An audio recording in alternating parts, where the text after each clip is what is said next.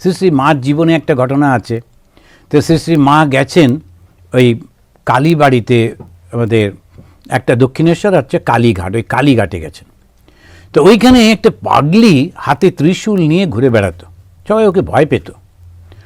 হঠাৎ করে মা যখন মন্দিরে ঢুকতে যাচ্ছেন, ও এসে মার সামনে ত্রিশূল নিয়ে দাঁড়িয়ে গেছে।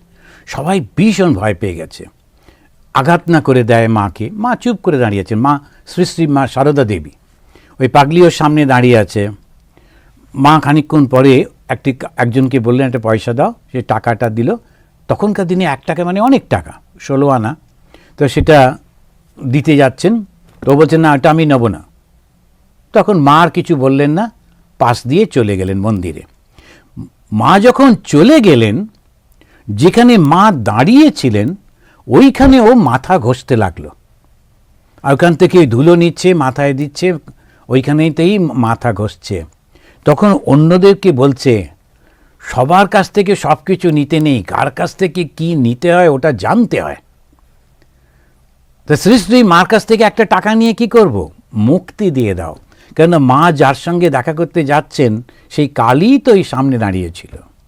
তো এই যে ভাবগুলো, ওটা যদি জানতে পারি, তা সংসার এই শব্দটার মানে কি? সম্যক সরতি যা স সংসার। কিন্তু মজাটা হলো, দাদু একটা বিরাট বড় বাড়ি বানিয়ে গেলেন, তারপরে সেই ছেলে ওখানে থাকতে পারল না। ওই বাঁকুড়ার কোনো গ্রামে কিংবা বর্ধমানের গ্রামে বিরাট একটা বাড়ি পড়ে থাকলো, লোকেরা দখল টখল করলো, তা গাছপালা হয়ে গেল, শেয়াল মেয়াল থাকে। কিন্তু ওই ছেলে, সে আবার কলকাতার উপরে একটা বিরাট বড় বাড়ি করলো। আবার একই ভুল দাদু করেছিলেন বর্ধমানে। এবার ছেলে বললো না, ওই সব জায়গায় থাকা যায় না, ওই এটা কি। এবারে তিনি কলকাতায় এসে, ওই ছেলে কিন্তু আবার একটা ভুল করলো। ও কলকাতায় এসে কলকাতার খুব একটা নাম করা জায়গায় বিরাট বড় একটা বাড়ি করলো। কি নাই, 3টে ঘরে 3 ছেলে থাকবে, তারপরে নাতিপুতিরা থাকবে, তবে এই হবে এরোপ্লেন। এবারে সব 2টো ছেলে 1টি মেয়ে, তারা চলে গেল বিদেশে। ওই বাড়িতে আবার গোলমাল। একটা ঘরেই শুধু আলো জ্বলে, বাকি ঘরগুলো সব অন্ধকার। আর 2 বুড়ো বুড়ি ফোনের সামনে বসে থাকে, কখন একটা ফোন আসবে। একটা ফোন আসবে জার্মান থেকে, একটা ফোন লন্ডন থেকে, আর একটা ফোন নিউ ইয়র্ক থেকে। বসে আছেন। এখন ওই বাড়িটার কি হবে? প্রত্যেকে কিন্তু এবার এখানে যারা এলেন, তিনি আবার একটা বিরাট বড় প্যালেসিয়াল বিল্ডিং বানিয়ে ফেললেন, করে বললেন না, আমার সব ছেলে থাকবে ওই ঘরে, এখানেতে পড়বে, ওইখানেতে শোবে, খেলবে, এটা এক্সারসাইজ করবার রুম, ওইটা সব। এবারে সব ছেলেগুলো এদিক ওদিক চলে গেল ওই ঘরটা ঝাঁট দেবার জন্য, পরিষ্কার করতে, আবার একজন মেক্সিকান লোককে নিয়ে। সেটা এখন হয়েই চলেছে, কিন্তু থামছে না কেউ। প্রত্যেকে যেই সুযোগ পাচ্ছি অমনি আবার ওইটাই করছি। আবার কিছুদিন পরে আঙুল মুখে দিয়ে সর্বনাশ, কি হবে এখন, এটা আমরা কি করি? এই হয়েছে সমস্যা। তো সমস্যাটা হচ্ছে যে আমরা কিছুতেই মাথায় আসছে না, এই জগৎটা কিন্তু মায়া তৈরি, থাকবে না। আমিও থাকবো না, জগৎও থাকবে না। যখন আমি ঘুমিয়ে পড়ি, আমার জগৎ থাকে না তো। যখন আমি ঘুমিয়ে পড়লাম, তখন কিন্তু আমার কোনো চিন্তা নেই, আমার কোনো সমস্যা নেই, জগতের কে কোথায় কি হলো না হলো কিচ্ছু জানি না। কিন্তু যেই ঘুম থেকে উঠলাম, অমনি টুক করে মায়া লাফিয়ে পড়ল আবার চোখের উপরে সেইটা। সেই জন্য উনি বলছেন, এই যে জগৎটা সৃষ্টি করলেন ভগবান, কি দিয়ে করলেন? নিজের শক্তি দিয়ে। সেই শক্তিটা কি? মায়া গুণৈহি। এটা কে বলছে? ভাগবত বলছে, বেদান্ত বলছে না। কিন্তু বেদান্ত একই কথা বলছে, কিন্তু ভাগবত যারা ফলো করেন, তারা ভক্তিবাদী, ওরা বা বেদান্তের সঙ্গে ঝগড়াও করেন। না না, ভগবান সৃষ্টি হয়েছেন, ভগবানই করেছেন, সে তো বাপু আমরা তো বারণ করছি না। কিন্তু কথাটা হচ্ছে কি দিয়ে করলেন? যেই তুমি বলবে যে আর একটা জিনিস ছিল সেইটা দিয়ে করেছেন, তখন তাহলে বলতে হবে ভগবান কিন্তু সম্পূর্ণ সর্বব্যাপী হতে পারেন না। ইনফিনিট যে শব্দটা ইংলিশে ব্যবহার করে, সর্বব্যাপী, সর্বত্র রয়েছেন, তা তো হবে না। কেননা একটা জায়গা আছে যেখানে ভগবান যেতে পারেন না, কারণ ওই স্টকটা রাখা আছে ওখানে, সেটা দিয়ে উনি তৈরি করছেন জগৎ, তাহলে তো গোলমাল হয়ে গেল। এই পয়েন্টটাতে এসেই বেশিরভাগ জায়গায় দেখবেন, যেমন খ্রিস্টানিটির কথা বলছিলাম, তারা বলল ভগবান যিনি তাকে কেউ দেখতে পায় না, তিনি কারোর সঙ্গে কথা বলেন না, কিন্তু তিনি খুব কৃপা করে তার অনলি বিগটন সান, তার সন্তানকে, যে বাবার প্রতিনিধি, ওকে পাঠিয়ে দিয়েছেন এই জগতে আমাদের মুক্তির জন্য। জিসাস ইজ দ্য অনলি বিগটন সান। বেশ, তাহলে ঠিকই আছে, জিসাস এলেন। এইবারেতে ওই যিশুর সঙ্গে ভগবান কমিউনিকেট করছেন কি করে? তখন বলল মাঝখানে আর একটি মানুষ আছে, সে ভগবানও না মানুষও না, মাঝামাঝি। তখন বলা হলো হচ্ছে হোলি স্পিরিট। দেখুন ওদের ওই ট্রিনিটি। এবারে যিশু হলেন, হোলি স্পিরিট হলো, আর ভগবান হলেন। তো এত ভগবানকে লুকিয়ে রাখার কারণটা কি? যেই তুমি বলবে ভগবান এরকম দেখতে, ওই গোলমাল হয়ে গেল। সেই জন্যে এই যে ইসলামী ওরা বলে হজরত মোহাম্মদের ছবি আঁকা চলবে না, ওই করবে না, ওই করবে। কেন? ওনার যেই ছবি আঁকবো সঙ্গে সঙ্গে উনি লিমিটেড হয়ে যাচ্ছেন, তাহলে করা চলবে না। ওই জ্ঞান কিন্তু টনটনে, সব ঠিকই আছে, জ্ঞানটার তো অসুবিধা হচ্ছে না। যেই আমরা তাকে ক্ষুদ্রত্ব আনবো, সঙ্গে সঙ্গে তিনি সাকার মানেই কিন্তু ক্ষুদ্র হয়ে গেলেন, এই রকম একটা রূপের মধ্যে হয়ে গেলেন। তাহলে কি হবে? ওইটার জন্যে ওরা বললেন মায়া গুণৈহি বিরচিতম। আর একটা জায়গায় একটা অদ্ভুত শব্দ ব্যবহার করেছেন ভাগবত, আমরা হয়তো পরে আসবো। সেখানে 1:20, মানে প্রথম স্কন্ধের প্রথম অধ্যায়ের 20 নম্বর শ্লোকে, ওই আমরা ওটা পড়বো না, কারণ না ভাগবতের সব পড়তে গেলে শেষ হবে না, সেই জন্যে আমরা একটু স্কিপ করে করে যাব। তো সেখানে একটা শব্দ ব্যবহার করলেন ভগবান সম্পর্কে। শব্দটা খুব অদ্ভুত শব্দ। এমনি বললে মনে হবে যেন ভগবানকে নিন্দা করছে, তা কিন্তু না। বললেন ভগবান গূঢ় কপট মানুষঃ। উনি বললেন কপট মানুষ। এখন কপট শব্দটা খুব একটা ভালোভাবে ব্যবহার করা হয় না বাংলায়। যখন বলা হয় কপট, তার মানে ঠিক ওকে বিশ্বাস করা চলে না, সত্যি বিশ্বাস করা চলে না। ভগবান হচ্ছেন কপট মানুষ। কেন কপট বলা হলো? কেননা এটা কিন্তু আসল না। এই যে ভগবানের রূপটা দেখছো, ওই যে তিনি শুয়ে আছেন, তিনি চুপ করে শুয়ে আছেন কিসের উপরে? সাপের উপরে। আবার সাপটা কোথায় রয়েছে? জলের উপরে। এই সমস্ত একেবারে এই যে বর্ণনাগুলো আমরা দেখছি, আসলে জলটা কি? নিরাকার। নিরাকারের মধ্যে সাকার রূপ ধারণ করছেন কি করে? তিনি তখন ওই সাপ মানে যোগের মাধ্যমে, সেই যোগী তিনি সেই তার গুণটাকে, শক্তিটাকে ব্যবহার করলেন, সেই ভগবান। সেই জন্য দেখুন পুরোটাই এইটা আমাদের মনে রাখতে হবে। তারপরে আমাদের ভাগবত যিনি রচনা করছেন ব্যাসদেব, তিনি একটা উদাহরণ দিচ্ছেন। বলছি দেখো, যে আমরা আকাশকে বলি আকাশের গায়ে এই সমস্ত মেঘগুলো লেগে রয়েছে, কিন্তু আকাশ কোথায় আর মেঘ কোথায়? আকাশের গায়ে কি মেঘ লেগে থাকে? সুতরাং তা তো হয় না।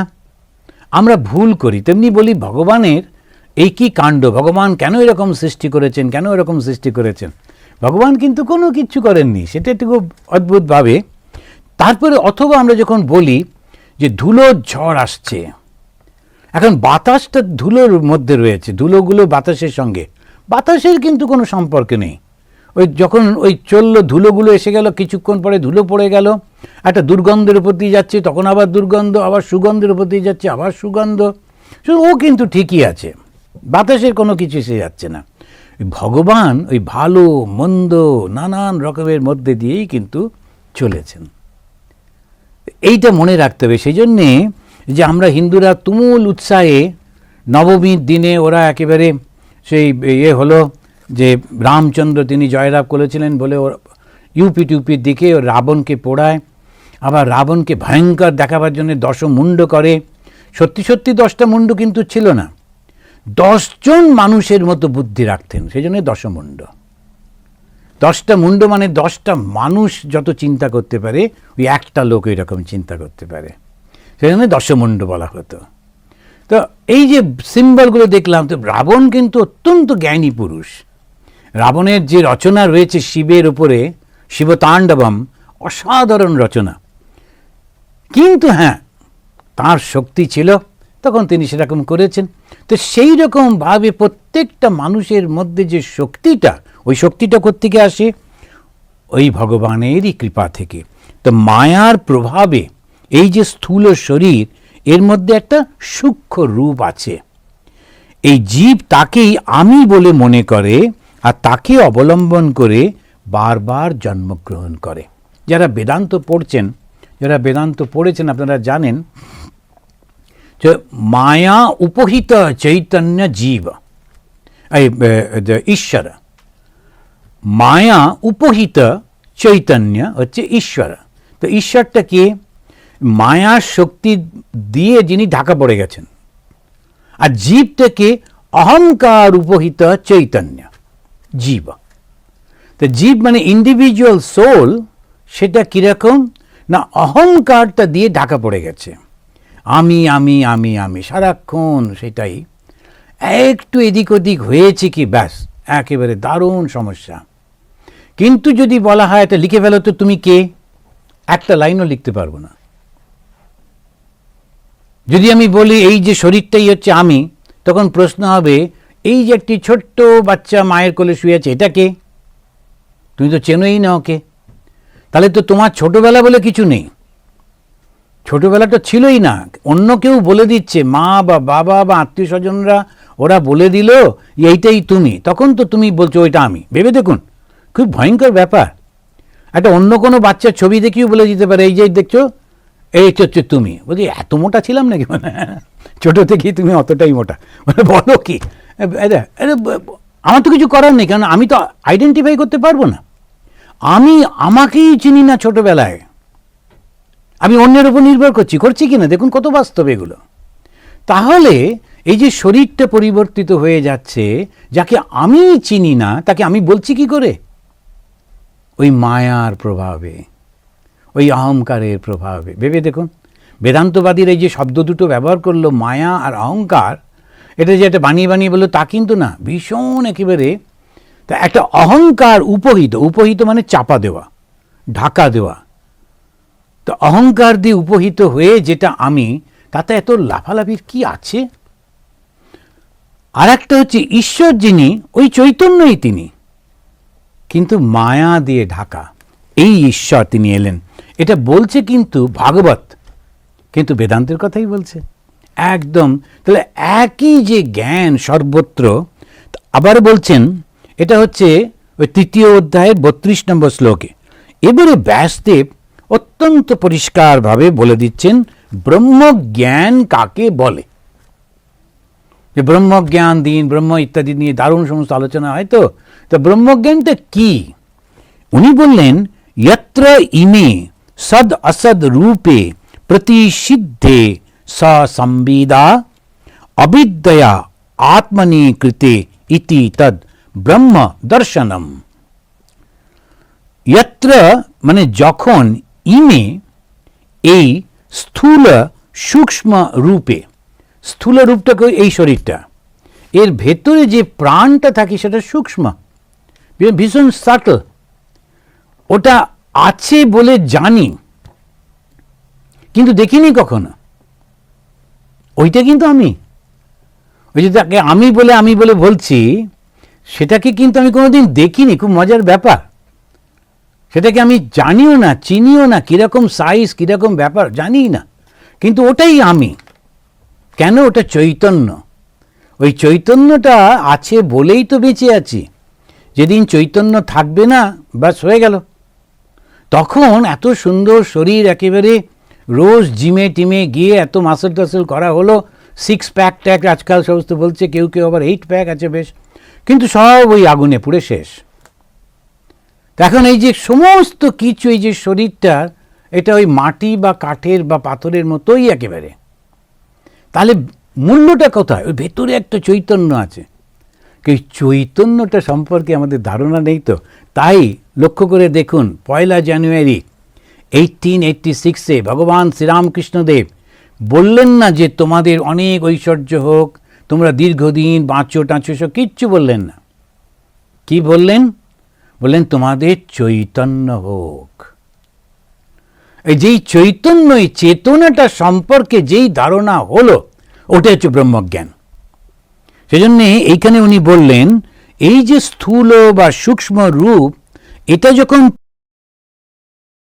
ওটা যখন চলে গেল, নিবারিত হলো, স সংবিদা, যখন নিজের স্বরূপটা প্রকাশিত হলো, কেন ওটা হচ্ছিল? অবিদ্যয়া, অবিদ্যার জন্যে, মিথ্যা জ্ঞানের জন্যে, অহংকারের জন্যে, পরমাত্মায় কল্পিত যেটা সত্যি সত্যি পরমাত্মা, তার উপরে একটা কল্পনা করে আমরা এই গোলমাল করে ফেলেছিলাম। যেই সরে গেল তখন দেখছে সেটা আমি। এই তো যেই হলো বলছে ওইটাই তো ব্রহ্মজ্ঞান। আসলে আমার মধ্যে যে চৈতন্যটা রয়েছে সেই চৈতন্য তো ব্রহ্মেরই চৈতন্য। এখন তার উপরে নানান রকমের সাজানো গোজানো, ওগুলো যেই সরিয়ে দিলাম, ওই যে জলজল করছে ওটাই তো আসল। এখন একটা বাল্ব ছিল খুব সুন্দর, এই বাল্বের উপরে কাঁচের একটা লাল উপরে ঢাকা, লাল আলো জ্বলছে। এই লাল আলোটা ভেঙে গেল, কাঁচটা ভেঙে গেল। আমরা হা হা করে উঠলাম, এরে কী হবে কী হবে। আর একজন বলল আচ্ছা ঠিক আছে, লালটা ভেঙে গেল, বেশ তো অনেক দিন তো হলো, এবার একটা সবুজ লাগিয়ে দিই। ও এসে আর একটা শরীর নিয়ে এসে ওরই ওপর চাপিয়ে দিল, এবারে সবুজ আলো হলো। কিন্তু আসল কোনটা? ওই যে বাল্বটা জ্বলছিল, সেই জন্য আত্মজ্ঞান বা ব্রহ্মজ্ঞান বা ঈশ্বর দর্শন মানে কি? এই যে শরীর রয়েছে, মন রয়েছে, নাম রয়েছে, রূপ রয়েছে, আমি আমার রয়েছে, ওইটা সরিয়ে যেই ওইটা এসে যাবে, কেমন যে বুঝেছে তেমন, ওইটা বলা যাবে না। ওটা কেমন হয় ভগবান শ্রীরামকৃষ্ণ বলছেন জানো, আমি না খুব বলতে চাই কিন্তু মা আমার গলা চেপে ধরেন, বলতে দেন না। ওটা বলা যাবে না, নিজের অনুভূতি। কিন্তু আমরা যারা এই পাঠ করছি, শুনছি, আমরা কিন্তু অনেকটা কাছাকাছি চলে যাচ্ছি যে তাই তো, সত্যিই তো এই শরীর তো আমি নই। মনটাও কত পরিবর্তন হয়ে যাচ্ছে, যা কিছু পরিবর্তনশীল সেটা তো ঠিক নয়। তাহলে কে ছিল? ওই যে কনসিয়াসনেসটা, ওইটা কি করে পাবো? বলে এবারে উল্টো কাউন্ট করতে শুরু করো। এতদিন ভেতর থেকে বাইরের দিকে যাচ্ছিলাম, এবারে বাইরে থেকে ভেতরে নিয়ে চলে এসো, তাহলেই হয়ে যাবে। আমার ওটা চাই, আমার ওটা চাই, আমার ওটা চাই, এরকম বলছিলাম, করে করে করে করে চতুর্দিকে ছড়িয়ে পড়েছি। এবার না, আচ্ছা কোনো দরকার নেই, সব ছেড়ে দিয়ে এইবারেতে ভেতরে। আমার হিয়ার মাঝে লুকিয়েছিলে, দেখতে তোমায় পাইনি, বাহির পানে চোখ মেলেছি, হৃদয় পানে চাইনি। রবীন্দ্রনাথ বোধহয়, না? রবীন্দ্রনাথের গান। এখন আমার হিয়ার মাঝে লুকিয়েছিলে, আমি খুঁজছি দেশভর, চতুর্দিকে খুঁজে বেড়াচ্ছি, কিন্তু আসলে তো আমার ভেতরেই ছিলে। তো সেটা কি করে পাবো? তখন বলছেন মনশুদ্ধি প্রকরণ, মনটাকে শুদ্ধ করে ফেলতে হবে। মনের শুদ্ধতাটা কি, কেমন করে পাওয়া যায়? বাস ওটা একবার হয়ে গেলেই হয়ে গেল, ওই মনশুদ্ধ প্রকরণ। তখন বলছে যত্র ইমে সদ সদ রূপে প্রতিসিদ্ধে স সংবিদা অবিদ্যয়া আত্মনি কৃতে ইতি তদ ব্রহ্ম দর্শনম। যেই মুহূর্তে ওই অবিদ্যার দ্বারা আমি বলছিলাম সেটা সরে যাবে, সঙ্গে সঙ্গে ব্রহ্ম দর্শন হবে, একটু একটু করে, এক মুহূর্তে। ভগবান শ্রীরামকৃষ্ণ বললেন অন্ধকার ঘর, বহুদিনের অন্ধকার, এবারে যখন জ্ঞান এলো তখন কি একটু একটু করে জ্ঞান আসবে? এক মুহূর্তে জ্ঞানটা এসে যাবে। সেইটাতেই তখন বলছেন যে মায়ার প্রভাবে সত্য ঢাকা পড়ে আছে, আর তার উপরে এই কাল্পনিক ছবি আমরা করছি। মায়ার এই ম্যাজিকটা যখন কেউ বুঝতে পারে তখন তাকে জীবন মুক্ত বলে। জীবিত অবস্থায় মুক্ত, জীবন মুক্ত। এই অবস্থাকে খুব সুন্দর একটি শব্দের দ্বারা বর্ণনা করেছেন।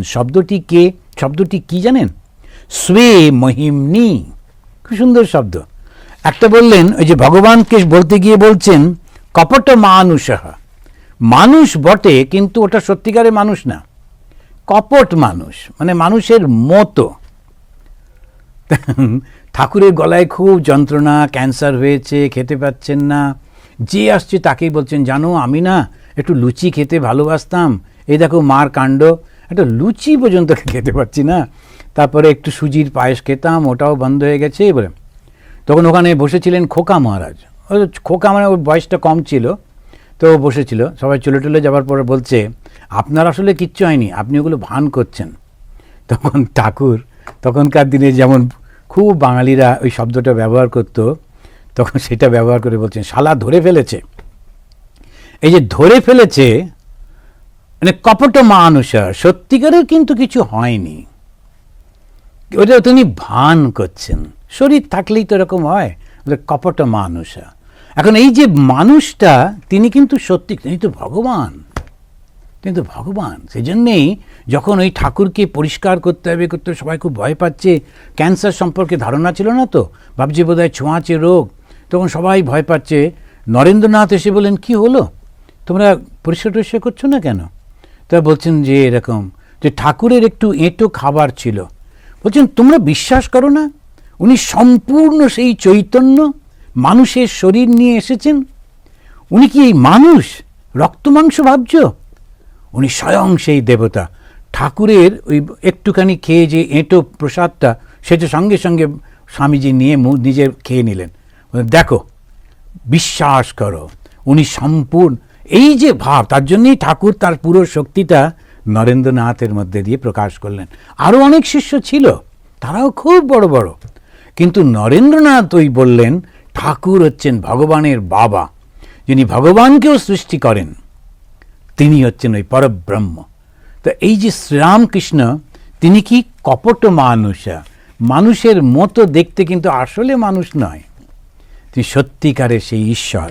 তো মা শারদামণি বললেন ওই যে ছবিটা দেখছো, ওই ছবিটা দেখলেই কিন্তু তাকে দেখা হবে। তো এইখানে আমরা বলছেন সে মহিমনি, যে স্বস্বরূপে অবস্থিত ব্যক্তি। মায়ার এই ম্যাজিকটা যখন আমরা বুঝতে পারি, আমার মনে হয় প্রায় টাইম হয়ে এলো, এরপরে আমরা আস্তে আস্তে আবার, তা এখন এরপরে আমরা খুব লক্ষ্য করে দেখলাম যে আমাদের এই যে তৃতীয় অধ্যায়টা শেষ হয়ে যাচ্ছে। তো যখন সে প্রশ্ন করছে, আমি 1-2 মিনিট একটু এক্সট্রা নিয়ে বলে দিই। তখন বলছেন যে প্রশ্ন করেছিলেন, আচ্ছা ভগবান কৃষ্ণ চলে গেলে তখন ধর্মের ব্যাপারে আমরা কার দিকে তাকাবো, কোথায় যাব, কি করে বুঝবো, কে আমাদের গাইড করবেন?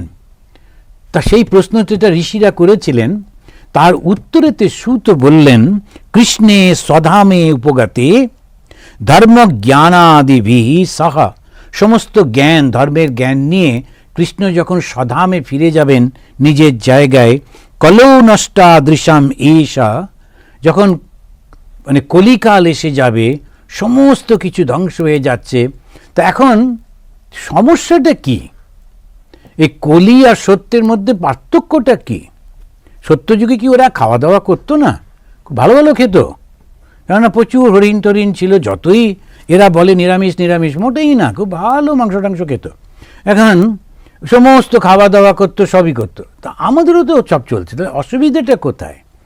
একটাই, এই যে কলিকাল আর সত্য যুগের মধ্যে পার্থক্য হচ্ছে, কলিযুগে সমস্ত মানুষের মনটা শরীরের দিকে, শরীর ছাড়া কিছু বোঝে না। সেজন্য ঠাকুর বললেন না, কলকাতা দিয়ে যাচ্ছিলুম, দেখলুম সমস্ত মানুষের মন পেটের দিকে।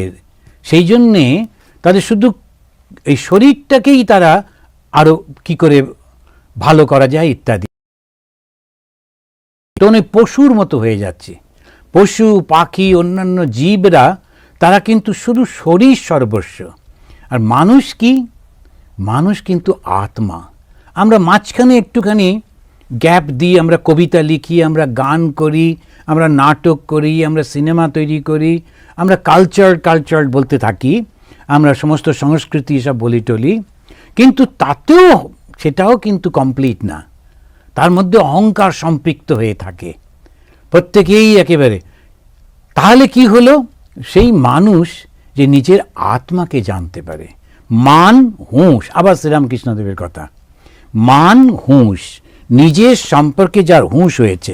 তা কলিযুগে যখন ভগবান থাকবেন না, তখন আমরা কার কাছে যাব?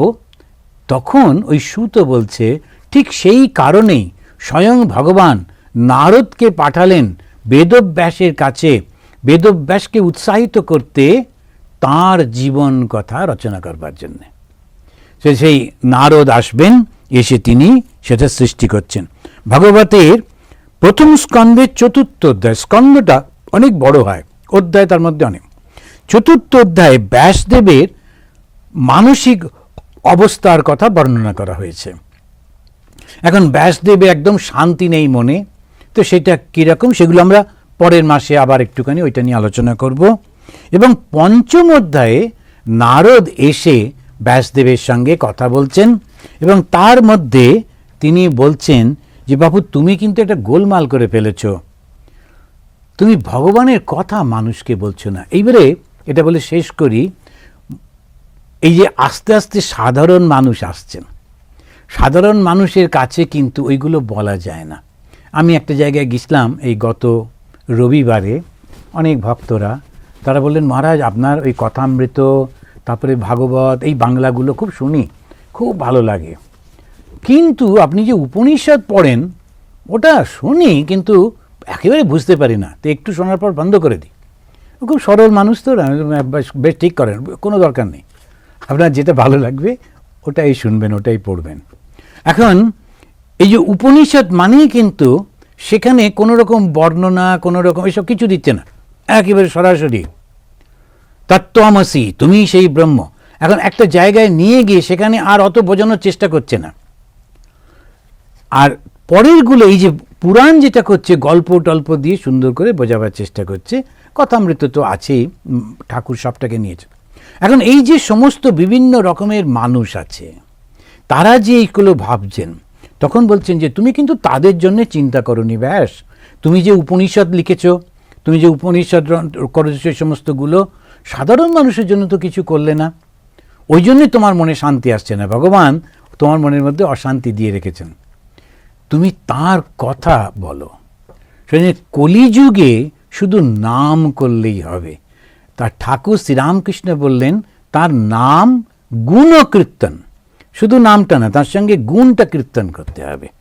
তো আজকে এই পর্যন্ত থাকুক, শেষ করি, 3 বার শান্তি বলে শেষ করব।